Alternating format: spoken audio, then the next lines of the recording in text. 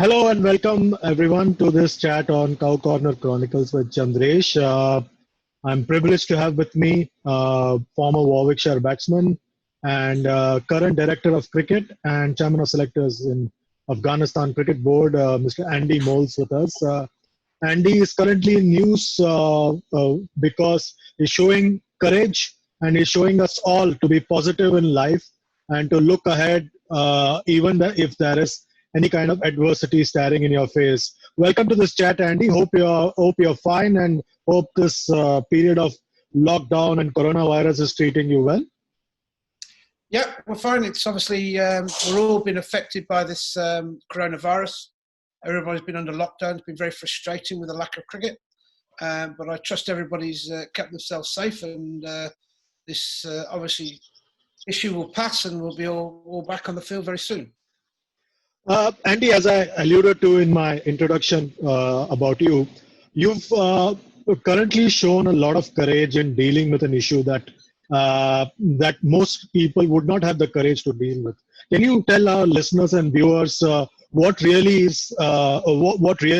happened to you and how you dealt with the issue that came up for you? Yeah, it's been an ongoing saga for a few months now. I've had an infection in my leg. And my toe, sorry. But unfortunately, I caught an MRSA infection, which is antibiotics is resistant, so they couldn't treat it. So unfortunately, it got to a stage where I was left with the option of either to try and have operations just to cut away the infected area on the toe and the foot, or the way it was reckoning it would end up having to lose my whole leg. So I was given the option of going that route, or the safe route was to have an amputation just below the left knee, which was done 11 weeks ago.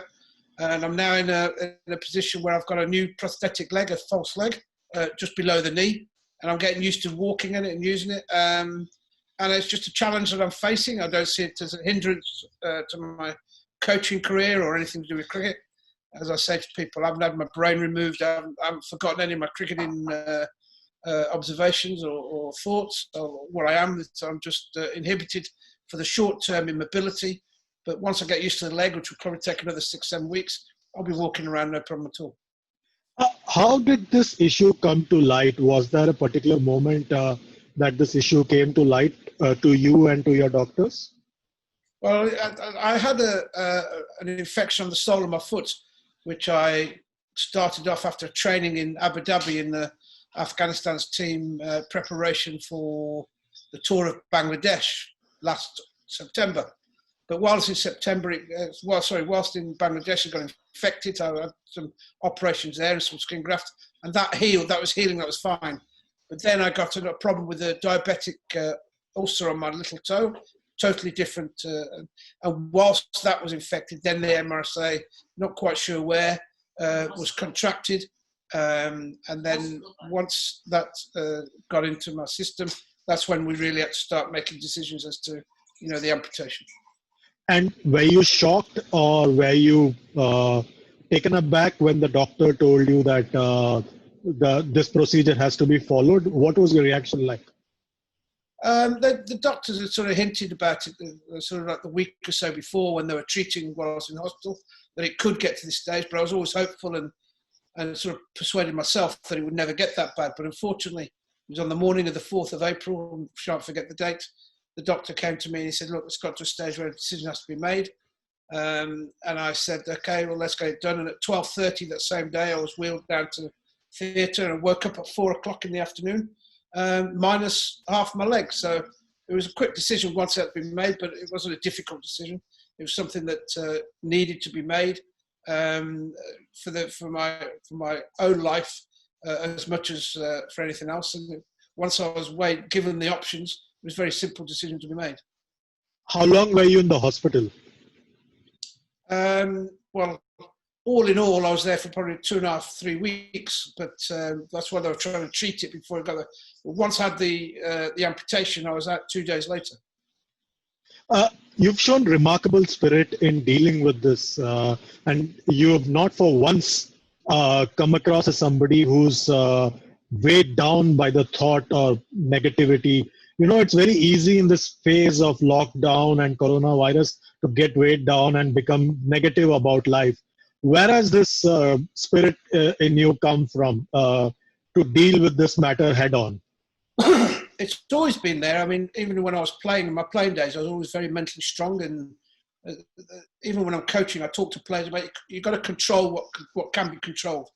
And therefore, once I got this infection, there was nothing I could do about it. All I had to do was live and deal and play with the cards I've been dealt. So we had the amputation, and now I could either feel sorry for myself, but really, when you look around the world, there's cancer and terrible diseases. There's coronavirus, which is killing thousands of people all around the world. The reality is I've just lost half a leg. Yes, it's uncomfortable. It was a shock to me. But in the reality of things, it's something I've just got to get on, tackle, fight, and I'll get over it. And as I say, within the next month to 5-6 weeks, I'll be walking fine and I'll be carrying on as normal.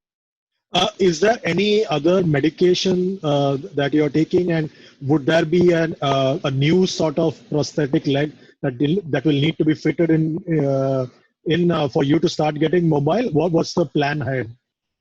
No. There's no more medication now. I've got the stages are, you have 3 stages in a prosthetic leg where you have fiberglass. I've had one fiberglass leg made already, and they'll learn from that over the next month where it rubs, how it fits, and learn the best bits and pieces for it.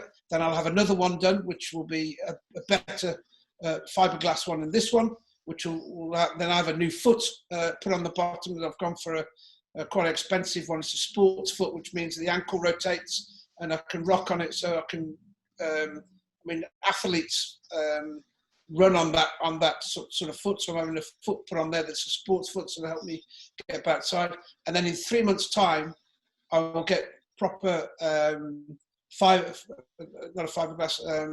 graphite leg made that will be lighter, be resilient, and with all the things they've learnt from the other 2 prosthetic casings will be involved in making of that leg, and then I'll be done. Then that leg will last for over 5 years. What has been the reaction of some of your teammates from your playing days, or some of the cricketers that you have coached over the years? What have been their reactions? I came to know through a post from Tim Munton, the former England and Warwickshire cricketer. What has been the reaction like from everybody? I've had a tremendous reaction, really, right away from when the amputation was first taking place. All my teammates from Warwickshire have got hold of me. Past people up and down the country in England have got hold of me. People in South Africa. I mean, brianlara rang me from the West Indies. Ex-teammate of mine at Warwickshire, Alan Donald, Sean Pollock sent a message on. The list of names is endless. I mean, I've had messages from Tim Southey in New Zealand and other New Zealand players that I work with over there. Really, the response from all around the world has been very humbling and has lifted me up in moments of when I've been a bit low. So, yeah, with that in mind, I've also launched a charity thing for the Professional Players Association in England. I've got a trust fund there, the professional trust, where they raise money for players past and present who have fallen hard at times. So I've put an appeal out there, and at the moment we're up to £2,000, and hopefully over the next month we can get that up to close to £10,000, that we can do some good for other people who, have fallen on hard at times. I believe you are also, as part of that appeal, you're also doing your own bit by trying to walk 10 kilometers. Is that right? And you already covered about 400 meters?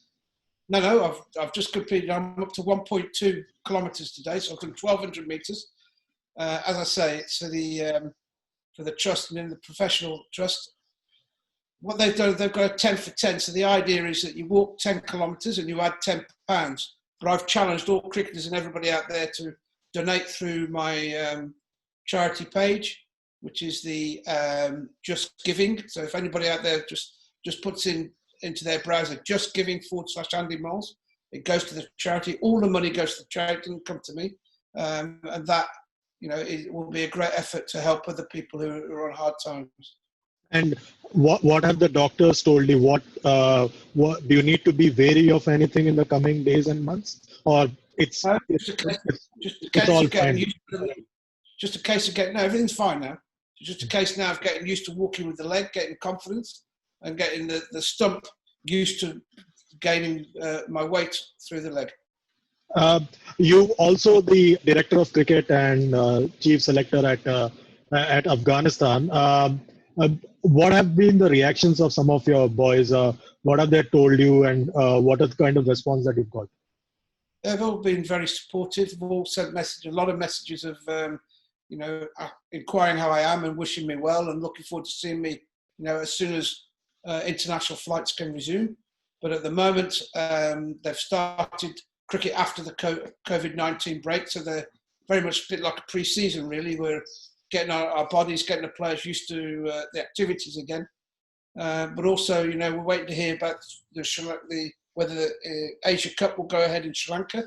There's been positive messages about that, but it's still to be confirmed. So we're in a stage of just getting ourselves back to cricket readiness, and we wait for the opportunity to play. The fact that you are now director of cricket means that you're now not really a hands-on coach as such. You moved on to the a higher level in the hierarchy. Does that mean that the pressure on you to get your hands dirty is lesser, or is it more? I've still kept my coaching roles. I'm still in charge of the A team and the under-23s as their head coach. And I have a glancing eye and a mentor of the under-19. So it's from before, I'm still doing exactly the same coaching roles I was before, but they've asked me to take over the director of cricket role on top of that, which is quite busy, but I'm thoroughly enjoying it. And I've always enjoyed working with the young cricketers who want to learn, and that's certainly what I'm able to enjoy while working with Afghan players. You're somebody who's known to take up challenges, and was there ever a situation where there were second thoughts about taking up a role in Afghanistan or for Afghanistan? Because I believe your brother works in counter-terrorism as well. How did you manage the two thoughts before taking up this role with Afghanistan?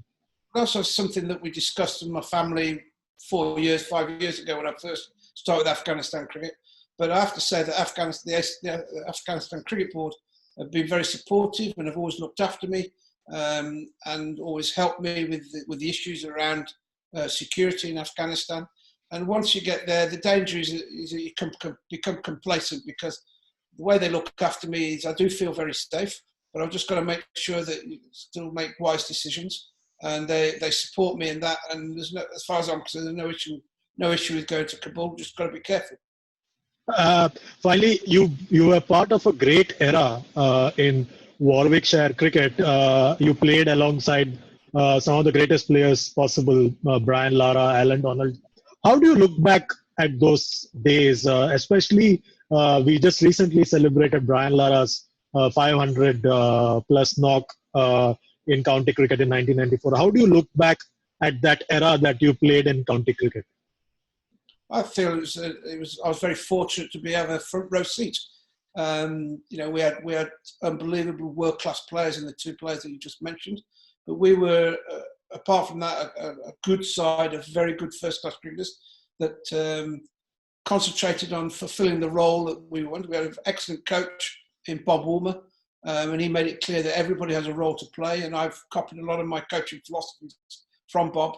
And I, as I say, I learned a lot from those players, a lot about preparation, a lot about the mental aptitude of players. So that's all the sort of stuff I was fortunate to learn that I include in my coaching strategy now.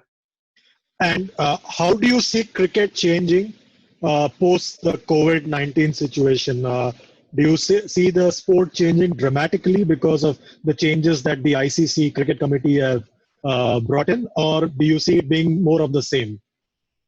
I think in the short term there'll be changes, obviously, but once I'm sure they get the virus under control and we get an inoculation that can help eradicate that virus, I think it'll slowly get back to where it was.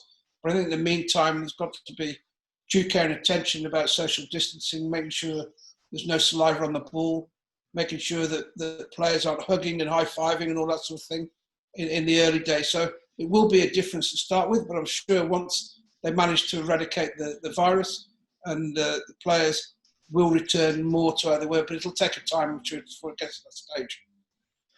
Andy, I want you to give one final message to everybody watching and listening to this about never giving up, because you are really embodiment of that right now, because you have taken this head on. One final message from you to everybody, so that everybody can learn from this situation that you find yourselves in. I think it's not only a cricket message. I think it's a message in life, that you need to face your difficulties, but be realistic, make a plan, and once you've made a plan, then be strong in your mental ability that you're going to complete that plan. As far as I'm concerned, as I said before, there's no massive thing to me. Yes, I've lost half a leg. It's very traumatic, but in the great scheme of things, there's always people a lot worse off than you. So keep things realistic, keep things that you can handle, make a plan, and go day by day to make sure you get better. And good luck. Face your challenges. Enjoy them. Thanks a lot, Andy, for your time.